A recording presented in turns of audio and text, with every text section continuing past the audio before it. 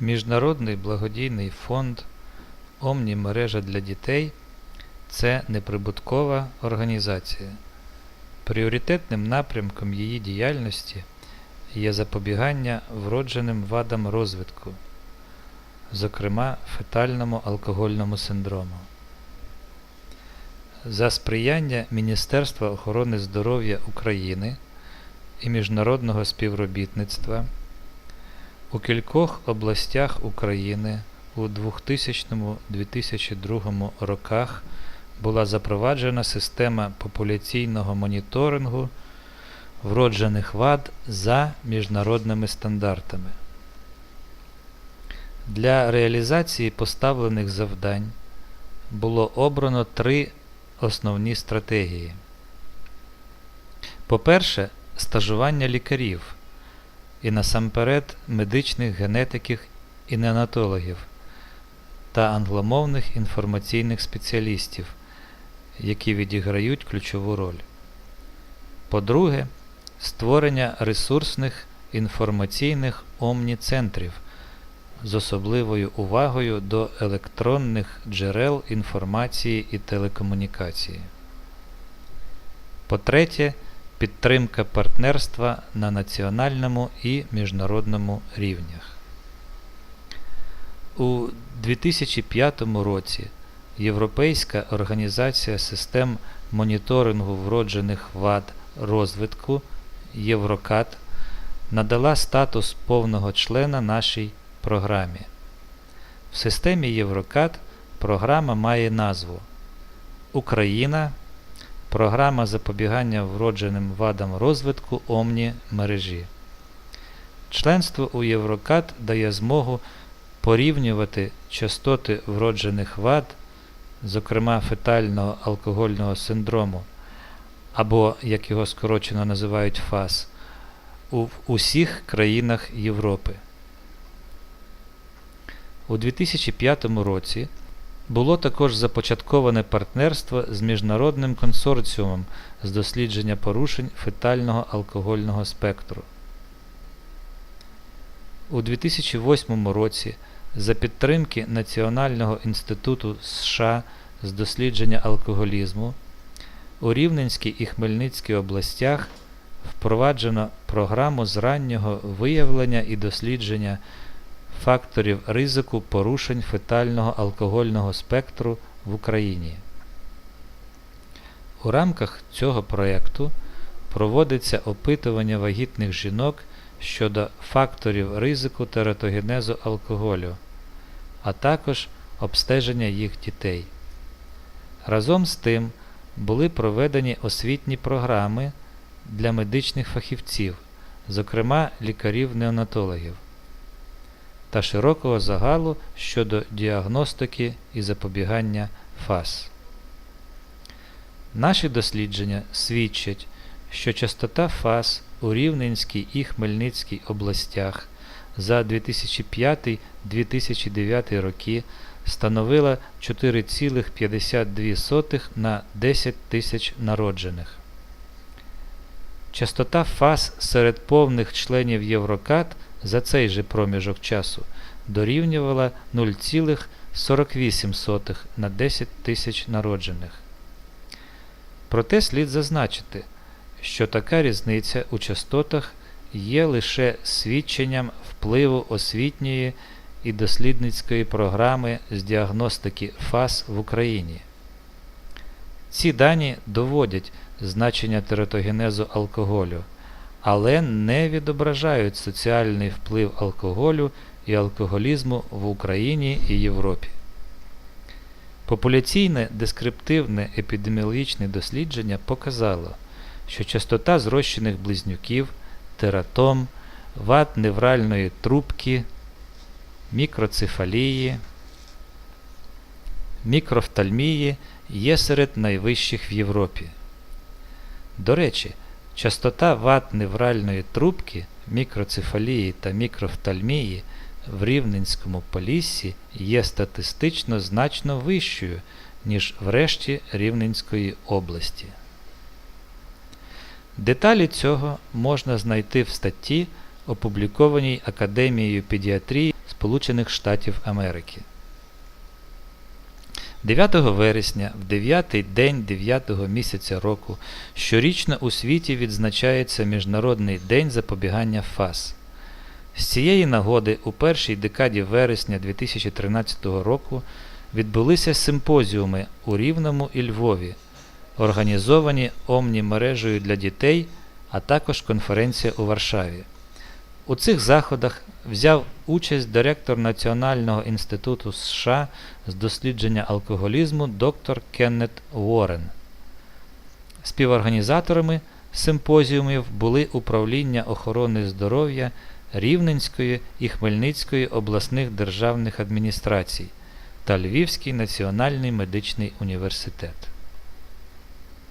Ми щиро вдячні керівництву Департаменту охорони здоров'я Хмельницької обласної державної адміністрації, директору Наталії Свестун та заступнику директора Тетяні Косовській, керівництву Управління охорони здоров'я Рівненської обласної державної адміністрації, начальнику Віталію Бойко та заступнику начальника Марії Думановській, керівництву Львівського національного медичного університету імені Данила Галицького, ректору професору Борису Зіменковському, декану факультету післядипломної освіти, доценту Оресту Січкорізу та завідувачу кафедри педіатрії і неонатології факультету післядипломної освіти професору Юрію Коржинському за підтримку цієї ініціативи.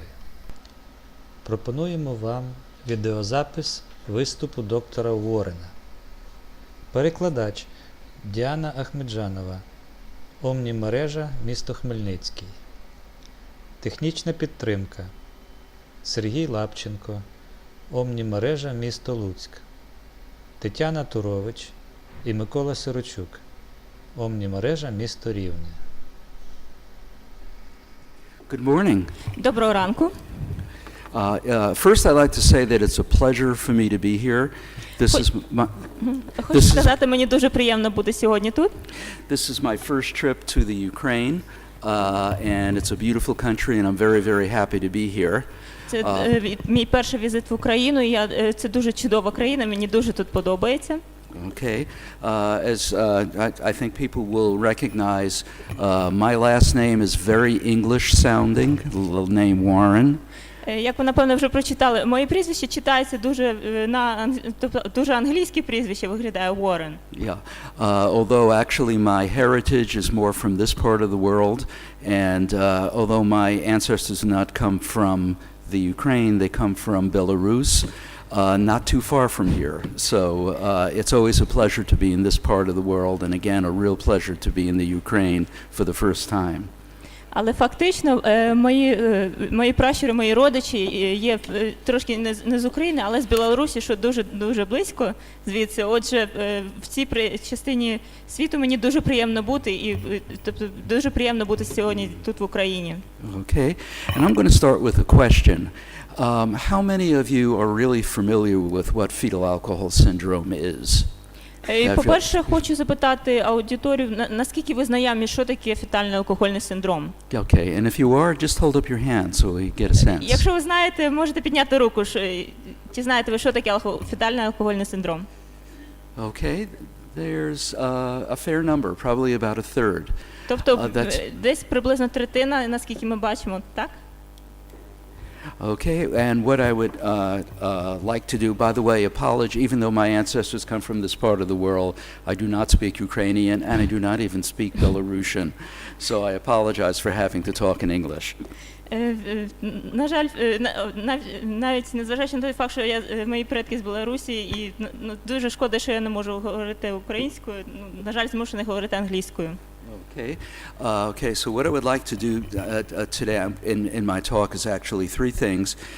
First of all, because of a fair amount of the audience is not highly familiar with fetal alcohol syndrome and fetal alcohol spectrum disorders, I'm going to tell you what they are. Then I'm going to give a little history as to why fetal alcohol was not recognized until the last part of the 20th century. And then I'm going to tell you a little bit about what we at our institute consider to be the research challenges.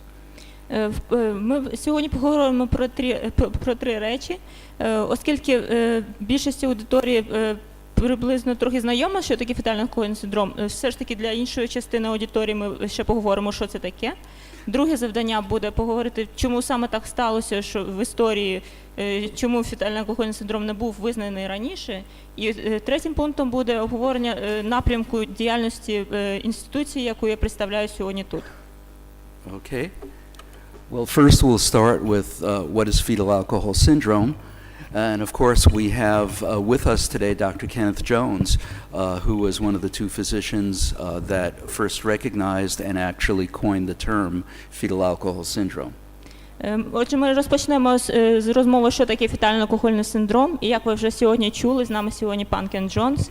І це був один з двох лікарів, які в світі офіційно опублікували дані про те, що такий синдром є. Okay, and it is a syndrome that really has three specific primary features. And that is, first of all, a specific pattern of facial features. І цей синдром має три основних ознаки. Тобто це певні ознаки на обличчі, дисморфічні ознаки. Pre- and postnatal growth deficiency. Недостатність, пренатальна і постнатальна затримка росту. And then evidence of deficits within the brain, which usually fit a fairly characteristic pattern. І також порушення розвитку мозку, які мають певні характерні ознаки, особливості. Okay, and as for the facial features, there are what are considered to be three of the cardinal features, which include. Whoops, I'm sorry, I went too far. Short palpebral fissures, that is, narrow eye slits. З основних характерних дисморфічних ознак обличчя можемо відмітити короткі очні щілини. Okay, an elongated, what is called the philtrum, which is the area that runs from the base of the nose to the top of the lip. Подовжена ділянка від носа до губи, яку ми називаємо фільтром. Okay, and a thin upper lip, which is called the vermilion lip border, very thin up at that area. І також дуже тонка верхня губа, Okay. та пласка, без вигину. Okay, and in addition to that, there are a number of other associated features, including a low nasal bridge, epicanthal folds in the eyes. Також ознаками можуть бути епікантні складки епіканта і низьке перенісся. Okay, minor ear abnormalities. Аномалії вушної раковини. And microganthia, which is a small chin. І мікрогнатія, тобто маленькі підборіддя. Okay, and some of the other anomalies include a very characteristic pattern, a crease in the hand, which is called a hockey stick crease. Іншою характерною ознакою є складка на долоні, яку ми називаємо хокейна ключка. У вигляді ключки вона відображається. Very sharp angle between the second and the third, between the first and the second finger here. The index finger and the middle finger. You can look at your hand, see if you have it. Між вказівним пальцем і між першим і другим пальцем дуже різко йде під кутом складка. Тобто можете навіть в себе на руках подивитися, чи маєте, чи не маєте. Okay, and here's an example of, excuse me again, I did it backwards. Oops. And here's an example here of one of the ear effects, what is called railroad track ears.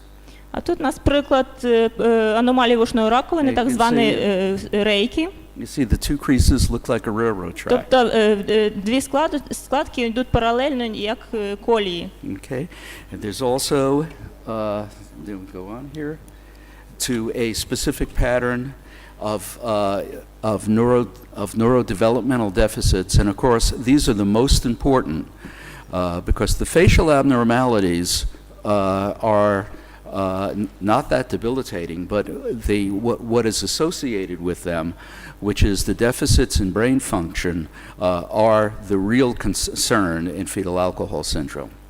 Але дисморфічне обличчя, тобто ці характерні риси, про які ми говорили на обличчі, вони не є самою великою проблемою при фетальному алкогольному синдромі, оскільки вони є тільки показниками, ознаками другорядними, а це все означає, що відбулося порушення розвитку мозку, тобто нейроповедінкові проблеми.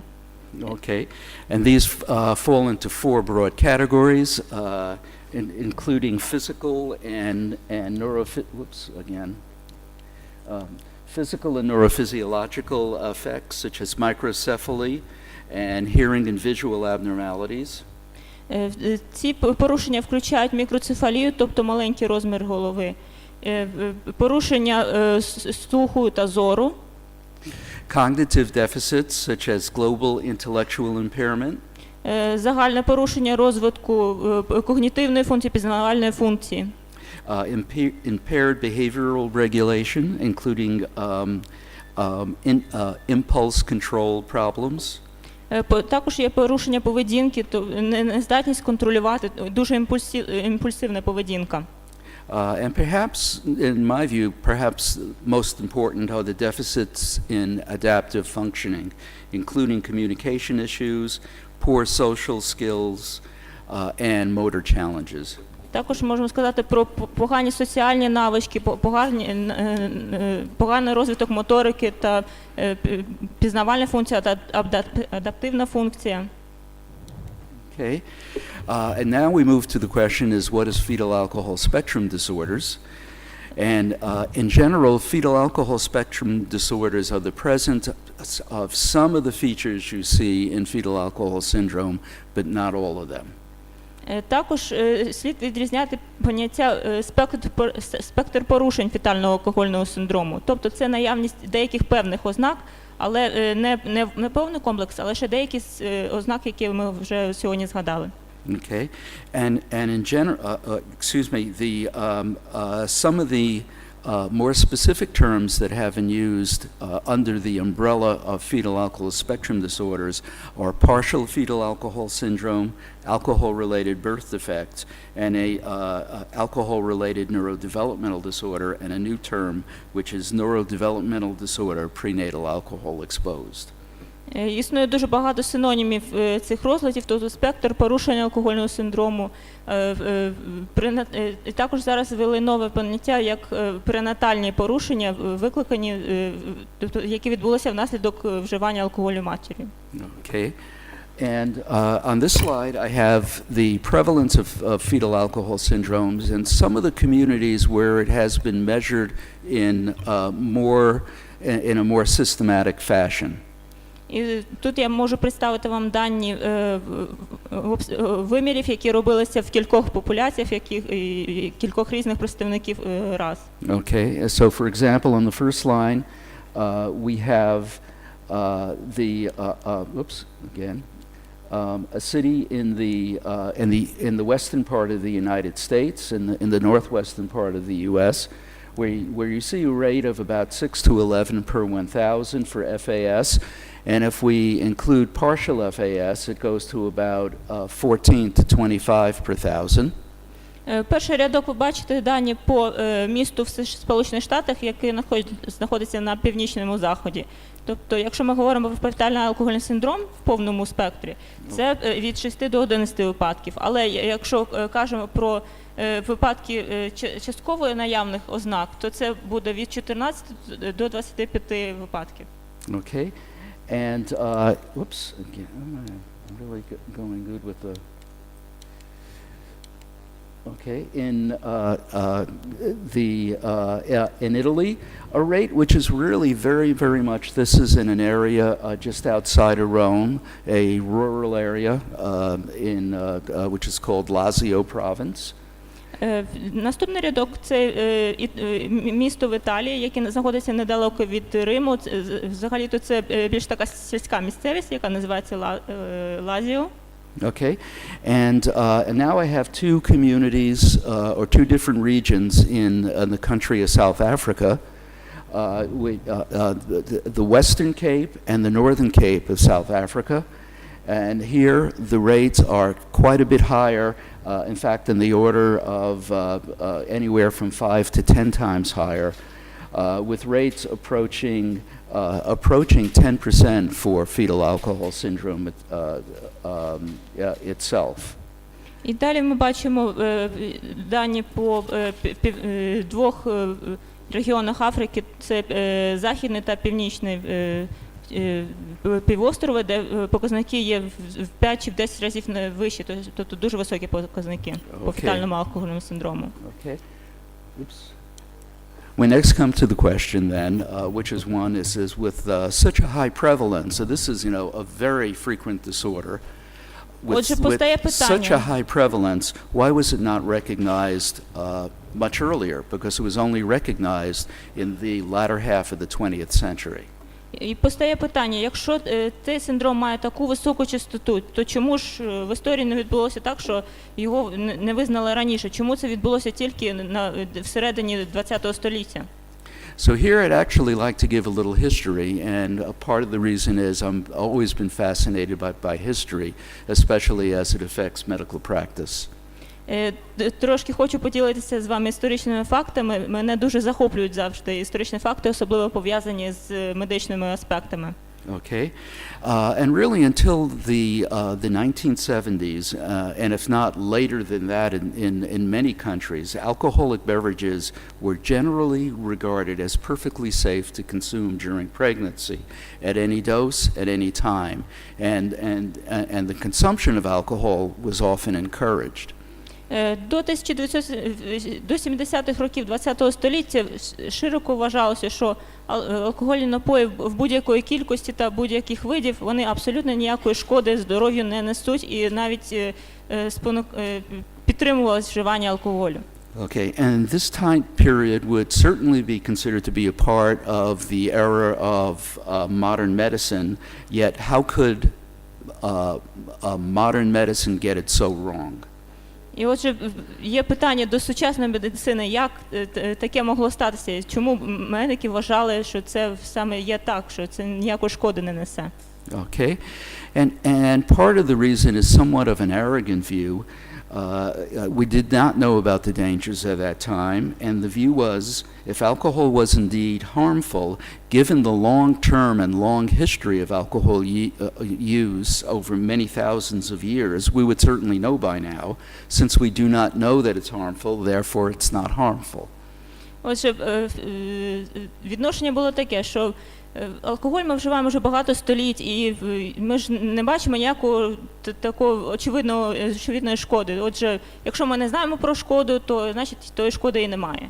Okay, but what was subsequently discovered is that there was a lot of knowledge earlier, but it had been forgotten in the early part of the 20th century, primarily due to an event that occurred in many parts of the world, which is called prohibition against alcohol, and the backlash that occurred after prohibition restrictions were lifted.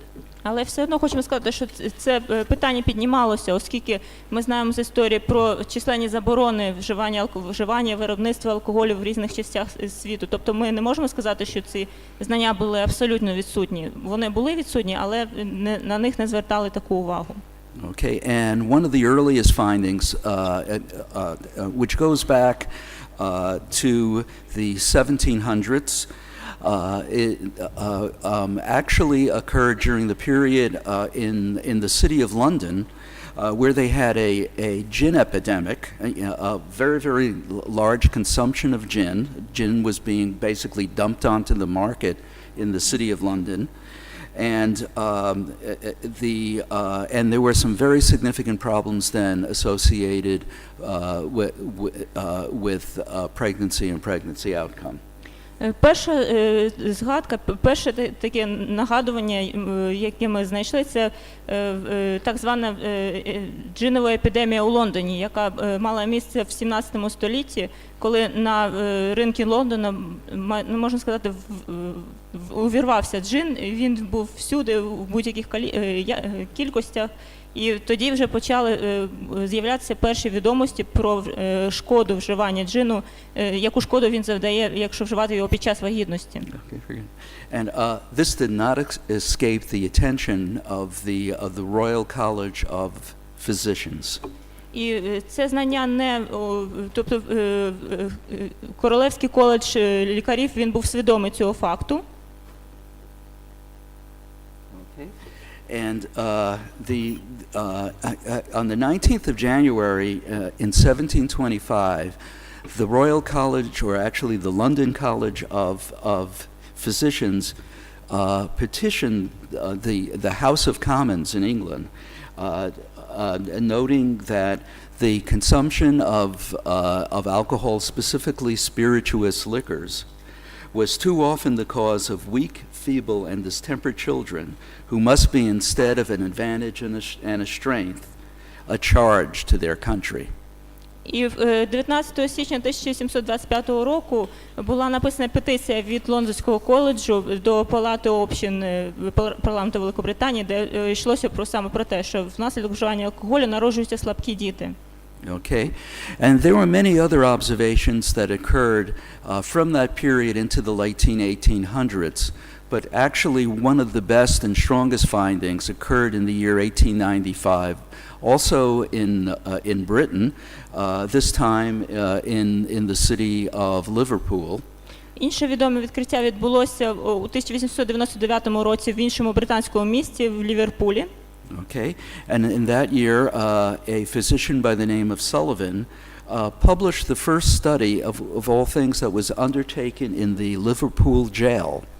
І тоді лікар на ім'я Саліван опублікував дані дослідження, яке проводилось на базі тюрми в Ліверпулі. Okay, and what he did is he studied 600 children of 120 alcoholic women who had been incarcerated, who were in jail, and compared the health of their children.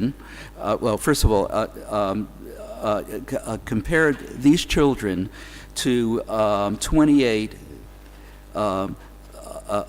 non-drinking controls.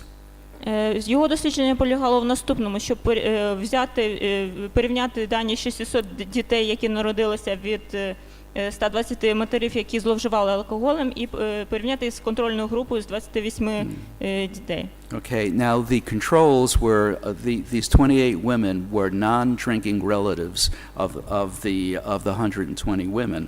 Ці 28 жінок, вони були родичами тих жінок, які були з групи ризику. Тобто вони порівнювали родичів, які пили, які жінки не пили. Okay, and what he found was that the infant mortality was 2.5 times higher among the alcoholic women than their non-drinking relatives. І що він побачив, це рівень смертності був вдвічі вищий у жінок тих, що вживали алкоголь, порівняно з тими, що не вживали. Okay, and he also found that the healthy children, that the women in prison gave birth to healthier children because of the forced abstinence from being in jail. Because they're forced abstinence. І він підмітив той факт, що жінки, які знаходяться в ув'язненні, тобто в обмеженні середовища, в них народжуються більш здорові діти, оскільки в них вимушене утримання від вживання алкоголю відбувається. Вони там не можуть ніяк пити. Okay, and when I show this slide, I usually like to comment on the picture. Oops, excuse me, again, I did that.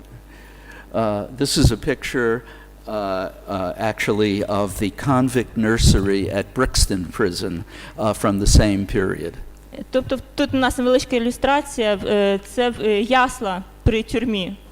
Okay, now we have very similar findings, very similar observations next in a report in 1905 by a Scottish pathologist by the name of Ballantyne.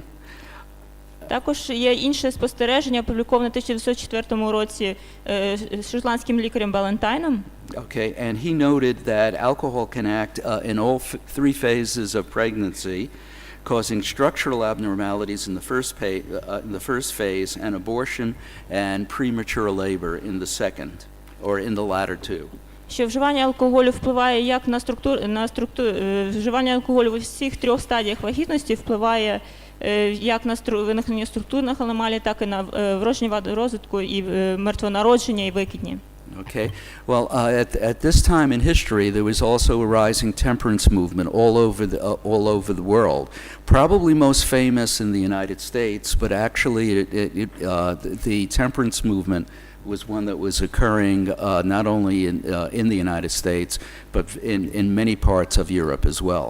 В цей самий час починаються активні рухи за заборону вживання і виробництва алкоголю. Найвідоміше, як ви знаєте, було в Сполучених Штатах. І так само цей рух поширився і на країни Європи. Okay, and they included in the campaign of the temperance movements, findings related to the outcomes from drinking and pregnancy were used in posters that were distributed all over the world. І ці відомості, які вже були на той момент відомі про вживання алкоголю під час вагітності, вони використовувалися в постерах, тобто як рекламні слогани для пропаганди заборони вживання і виробництва алкоголю. Okay, so here we see an example of one of the posters. This is based on the work of Sullivan that we just showed. And it says, I'm sure you can read it in it's in English, I'm sorry, up here. But it says, drinking mothers lost more than half of their babies, sober mothers lost less than 1/4. І ви бачите тут приклад одного з таких постерів, який саме базувався от на цій публікації Салівана, про яку ми говорили, і яка говорить про те, що жінки, що п'ють, в них вмирає вдвічі більше дітей, а в жінок, що не п'ють, в них втрати складають 1/4% від тої кількості. Okay, and here, this is another poster, just as an example, also from the work of Sullivan, which said, which says, death of babies increased as mothers became more exposed to alcohol or drank more. І іншим прикладом постера так само є цитата з публікації Салівана, де він каже, що дитяча смертність зростає з кількістю вживаного алкоголя. Okay. Oops, not moving ahead. Oh, there we go. Now, in Europe, almost all countries did introduce some policies related to what is called temperance, if not full prohibition. And temperance regulations include such things as regulation of the types of beverages that can be sold, the hours that beverages can be sold, the location of consumption, and of course, increases in taxation to limit consumption. В Європі були введені дуже багато різноманітних регуляцій щодо заборони вживання алкоголю, і були превентивні мери, заходи, такі як заборона певних видів алкоголю, чи обмеження часу вживання, чи місце вживання, чи накладання податків, чи виплат на виробників алкоголю. Okay. And so therefore we see, and actually prohibition was actually imposed in a number of countries. And I show them here with the flags that were relevant at the time that prohibition went into effect. And this includes Russia from 1914 to 1927. І тут показані кілька країн, які мали дуже сильну політику, направлену на припинення вживання виробництва алкоголю. Це, наприклад, Росія 1914-1927 роки. Okay, and then Canada from 1917 to 1927. В Канаді це відбувалося 1917 рік, 1927 роки. The United States from 1919 to 1933. Сполучені Штати від 19-го року до 33-го року. And just some other countries, I won't say what years they are, but all around the same period. It includes France, Iceland. In fact, beer was still prohibited in Iceland until 1989. І так само ще кілька інших країн, які майже в той самий період проводили таку саму політику, наприклад, Франція або Ісландія. Там в Ісландії пиво було заборонено для вживання до 1989 року навіть. Okay, and then also Norway, Hungary and Finland. Інші країни – це Норвегія, Угорщина та Фінляндія. Okay. Okay. Now, this is the interesting period in that what happens after Prohibition. As we say, Prohibition was actually overturned in most of these countries because among the population it was very unacceptable. І це дуже цікавий період цих заборон, і чому це спричинило таку бурхливу реакцію суспільства. Okay, so there was many articles were written that attacked the earlier research findings that had been used as part of the programs that led to the establishment of Prohibition.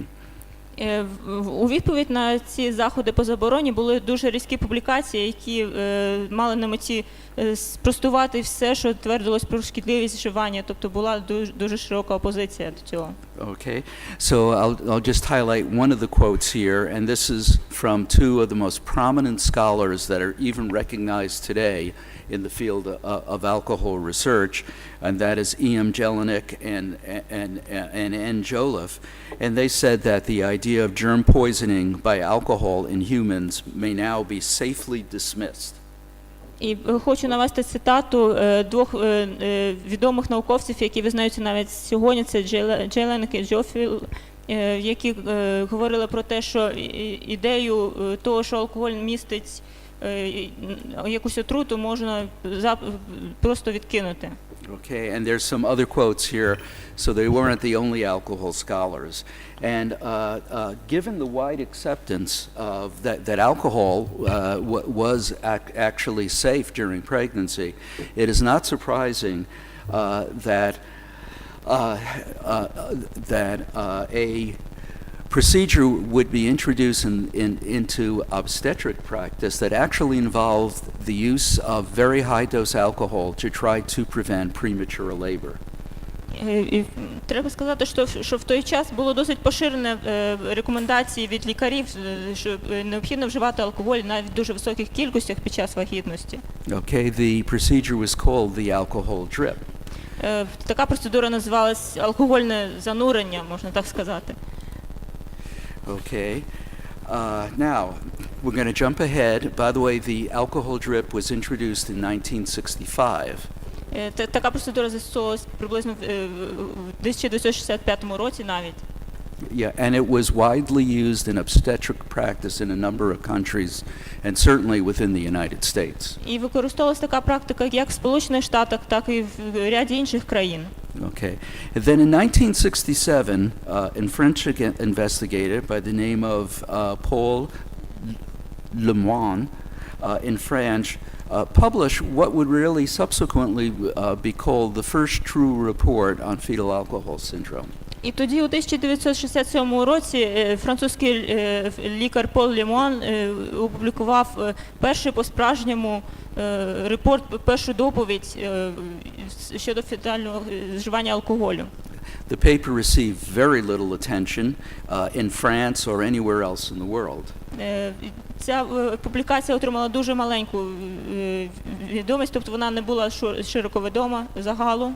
Okay, and in my view, I think one of the factors actually contributing to the fact that this paper received very little attention was the fact that obstetricians were using alcohol in their practice, and so the paper from France was just ignored. Одним з факторів, чому відбулося таке ігнорування цієї публікації, це широке використання акушерами в своїй практиці алкоголю. Okay. Then, in 1973, we have two other papers appearing from two very, very important physicians in this area, and that's Dr. Kenneth Lyon Jones, who is with us today, and his mentor, Dr. David Smith, and they published their own observations, and they also did something else that was very important. They gave it a name, which Le Monde had not, and they called it the fetal alcohol syndrome. І тоді у 1973 році відбулася ще дуже відома подія, дуже важлива подія. Це публікація Кеннета Лайонса Джонса і його вчителя Девіда Сміта. Кеннет Лайонс Джонс сьогодні з нами тут присутній, які зробили те, що не зробив Леон. Тобто вони надали ім'я цьому синдрому. Okay, but even at this time there was not wide acceptance, just as with Lemoyne, it took at this initial point in time, there really was not wide acceptance of the fetal alcohol syndrome. На той час поняття фетального алкогольного синдрому не було широко сприйнято, це не отримало широкого поширення. But unlike the response that had greeted the paper from France, a small group of investigators did ignite an interest to see if this was indeed a real entity, and using animal research as well as epidemiological studies, they were able to confirm the existence of fetal alcohol syndrome.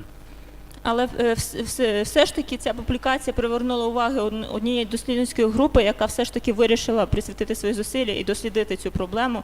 Тому вони зробили дослідження на тваринних моделях, застосовували епідеміологію і з метою підтвердити, чи є шкода, чи немає. Okay. And just 4 years after the papers by Drs. Jones and Smith, there was enough scientific evidence accumulated that my institute, NIAAA, was able to call and establish the first international meeting on fetal alcohol syndrome. Після того вже було достатньо даних, накопичилося достатньо відомостей про те, щоб цього було достатньо, щоб інститут, який я представляю, щоб цей заклад у 1977 році ініціював проведення міжнародної зустрічі, присвяченої проблемі. Okay. And the findings were so compelling that actually the attendees at the conference recommended to us that we needed to actually issue a health advisory on alcohol use in pregnancy. І як результатом цієї зустрічі була ініціатива про те, що необхідно видати офіційні рекомендації охороні здоров'я щодо вживання алкоголю. Okay. And we did this in June of 1977. І ми це зробили у червні 1977 року.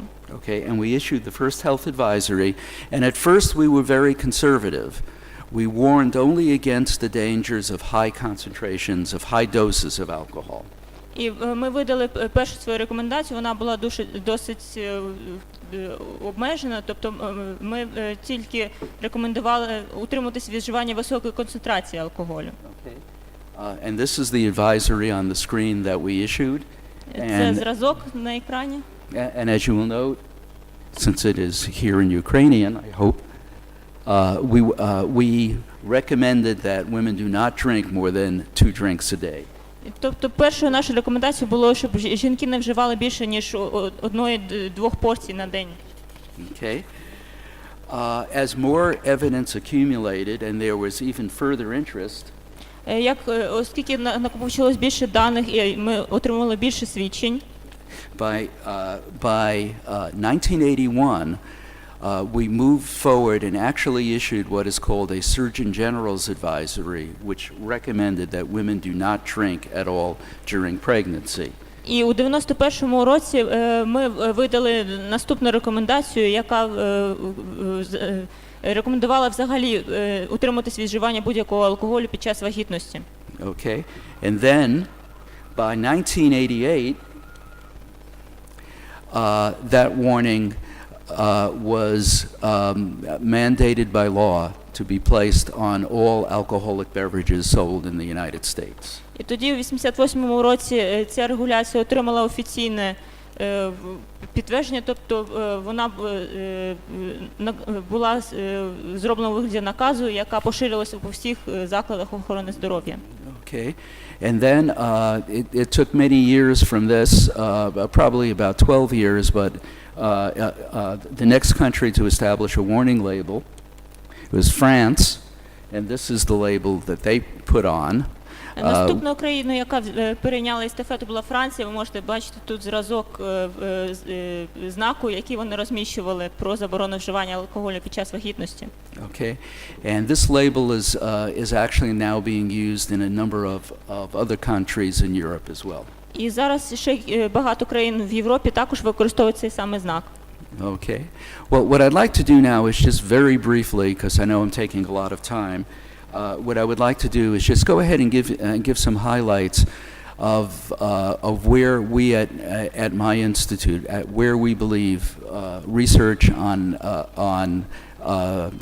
fetal alcohol spectrum disorders needs to go to help solve this issue and to prevent future cases of fetal alcohol syndrome and fetal alcohol spectrum disorders. І зараз я зовсім коротенько скажу про основні напрямки роботи нашого інституту, направлені на те, щоб попередити будь-яку шкоду і виникнення нових випадків фетального алкогольного синдрому.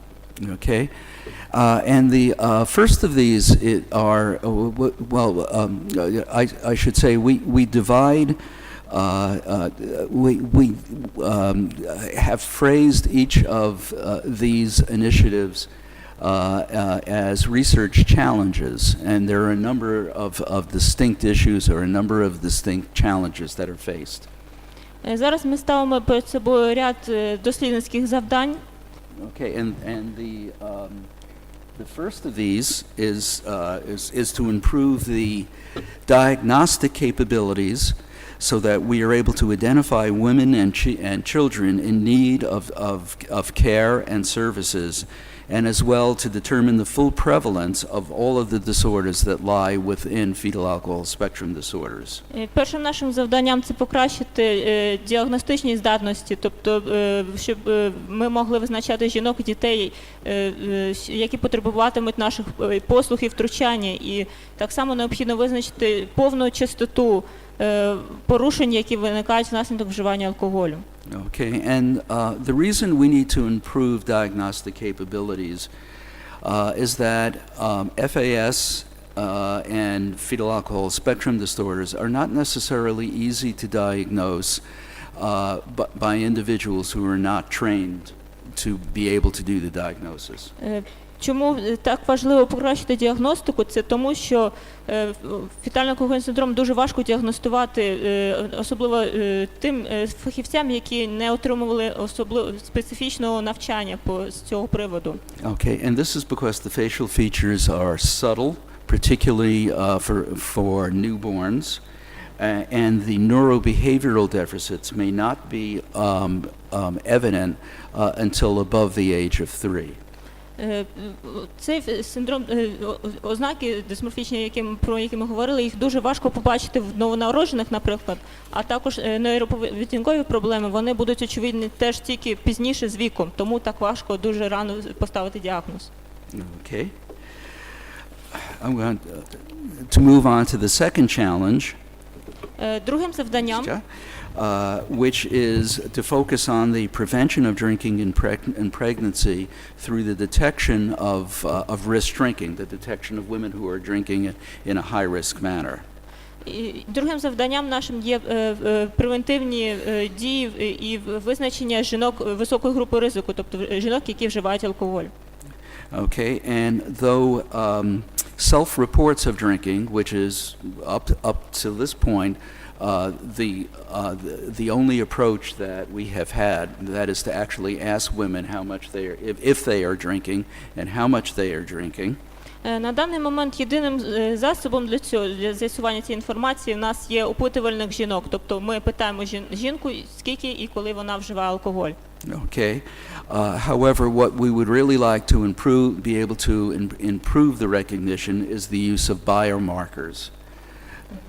Але ми б хотіли також зробити можливим визначення вживання або невживання алкоголю жінкою за допомогою біомаркерів.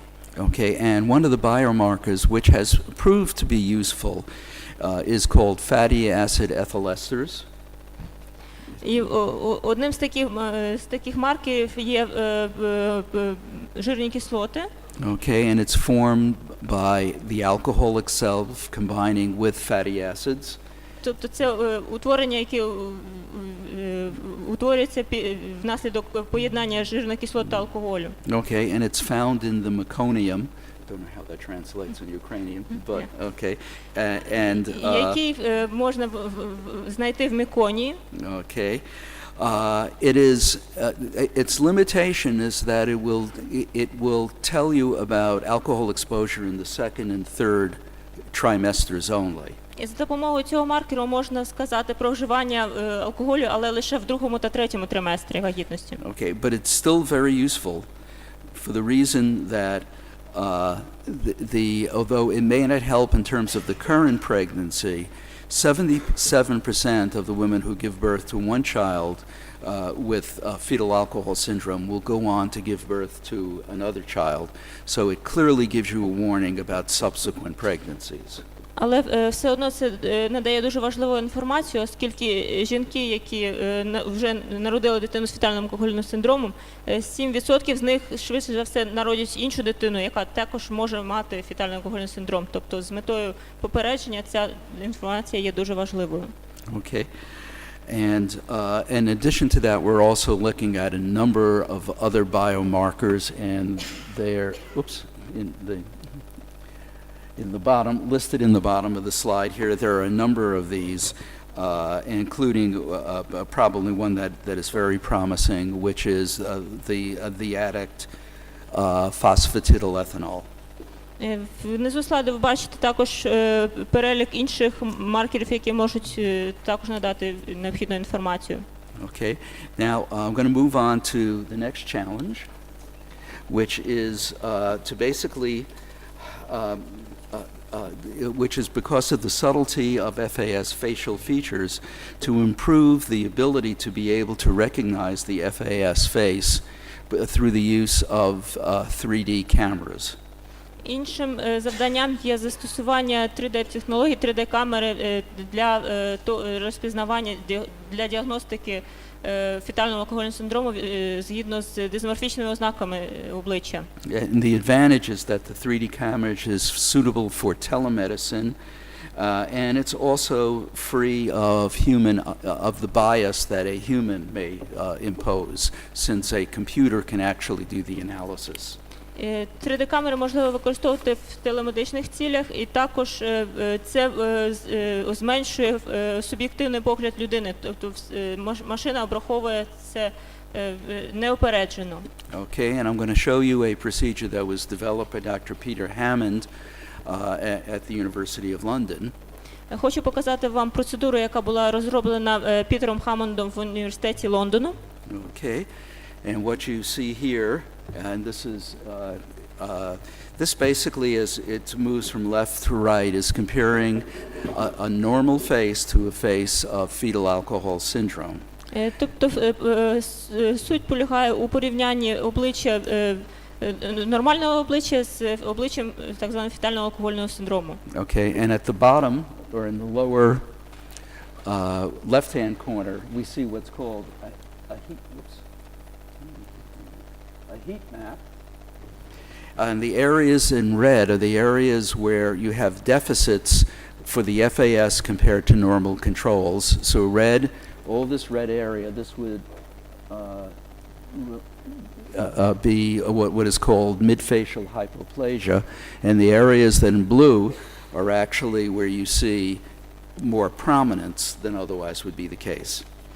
Тобто за допомогою кольору тут відзначені ділянки порушення, червоним кольором відзначена так звана гіперплазія середньої частини обличчя, а синім відзначені більш очевидні ознаки. Okay.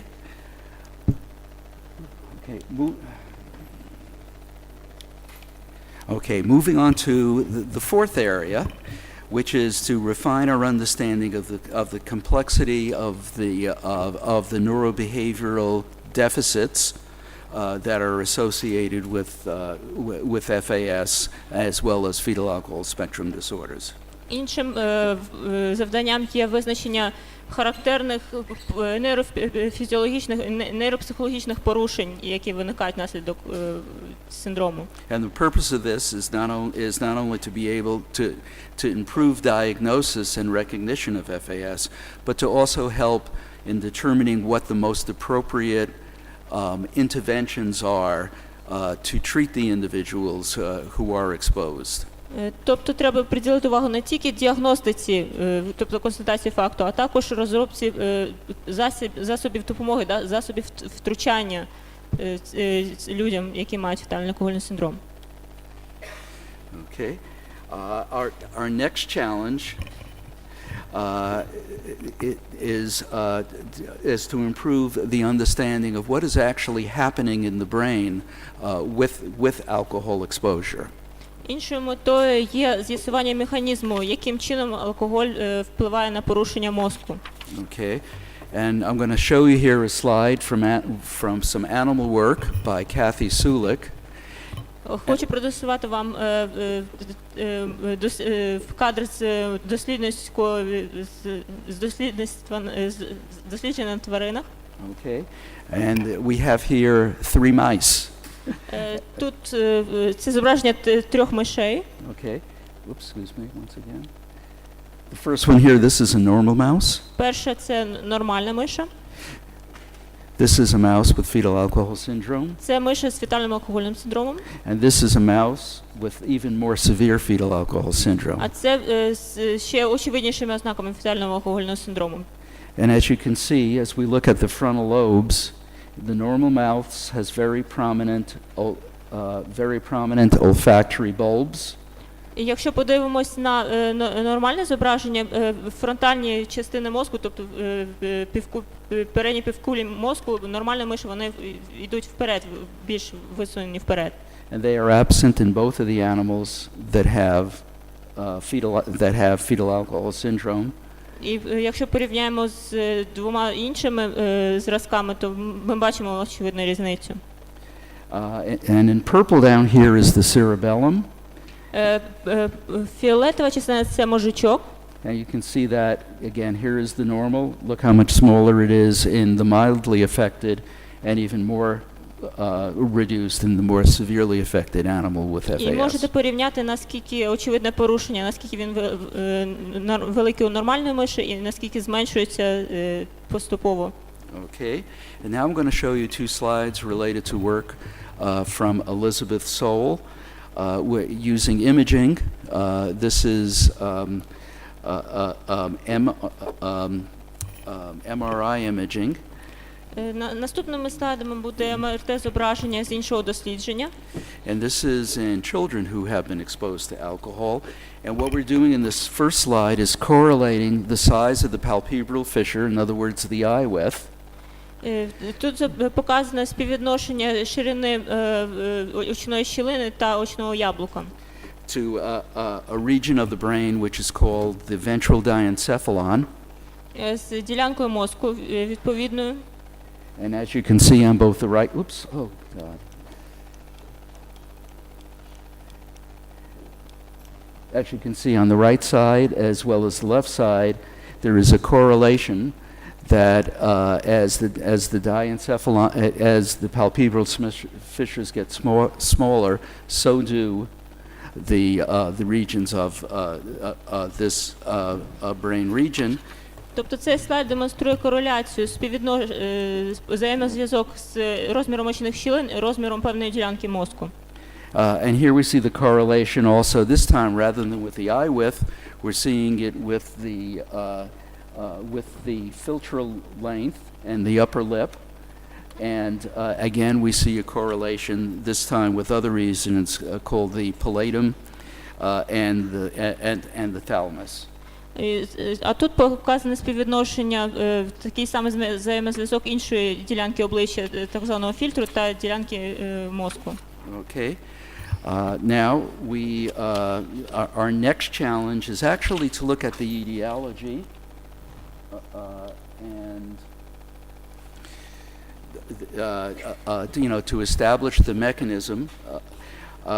Now, unfortunately, alcohol has many effects, so this is a complex theory, and I'm not going to go into it in any detail.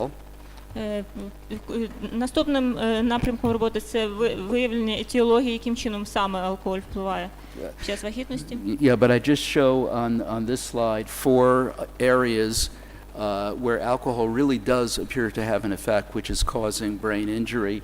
And the two areas that are highlighted in blue are actually the two that are most important. Тут наведено кілька прикладів, і синім виділено найбільш важливі напрямки, яким необхідно приділити увагу. Okay, and let's just go ahead and move on to research challenge number 7, which is developing interventions to improve the deficits we see in the central nervous system. Найважливішим завданням, напевне, є розробка раннього втручання, методики, які спрямовані на допомогу дітям з нейропсихологічними порушеннями. Okay, and two that are very important. One is physical exercise. Одним фактором дуже важливим є фізичні вправи, фізична активність. And the other is pre- and postnatal nutritional supplementation.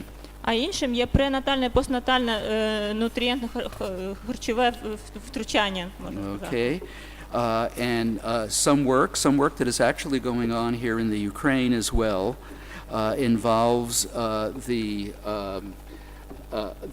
nutrient choline, which is being tested, and animal work has already shown that choline is effective in reversing a number of the deficits that are seen, at least in an animal model of fetal alcohol syndrome.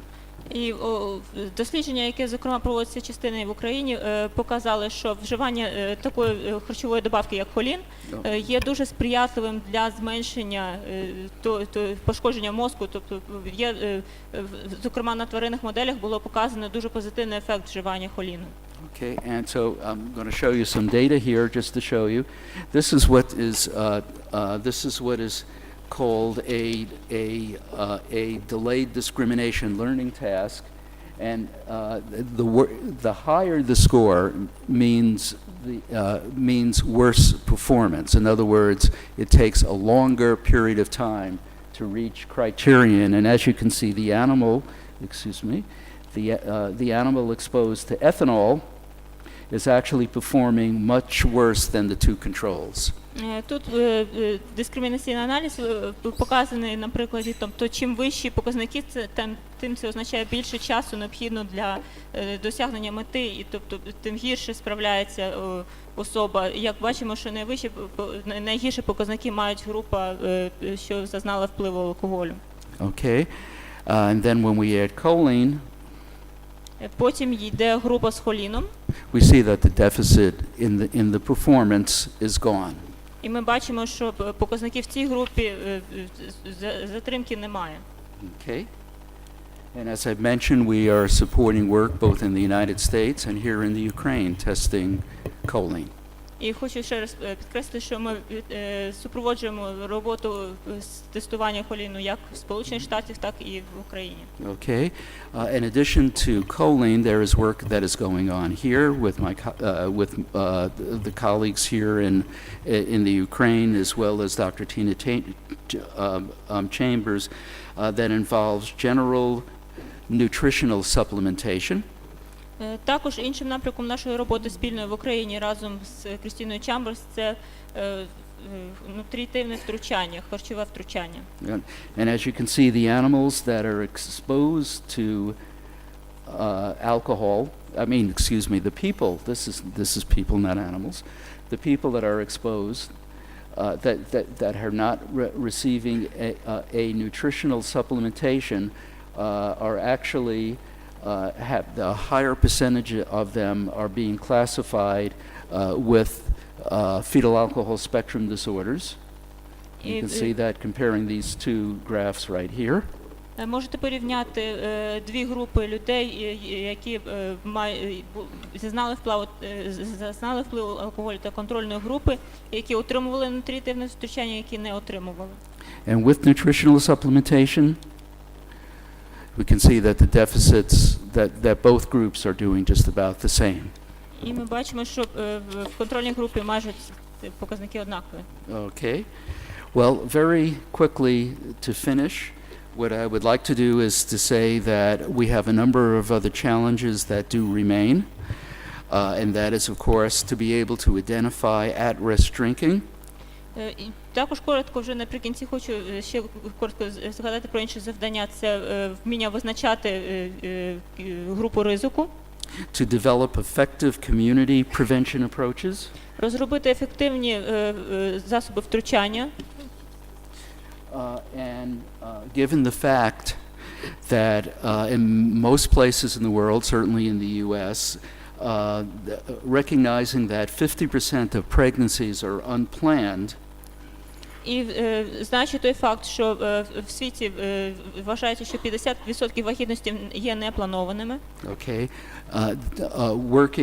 is it important to work to change the social norms surrounding drinking behavior whenever there is a risk of pregnancy? необхідно змінити соціальні норми поведінки, які будуть спрямовані на те, щоб уникати будь-якого вживання алкоголю, якщо є потенційна можливість того, що жінка може бути вагітною. Thank you. Дякую за увагу.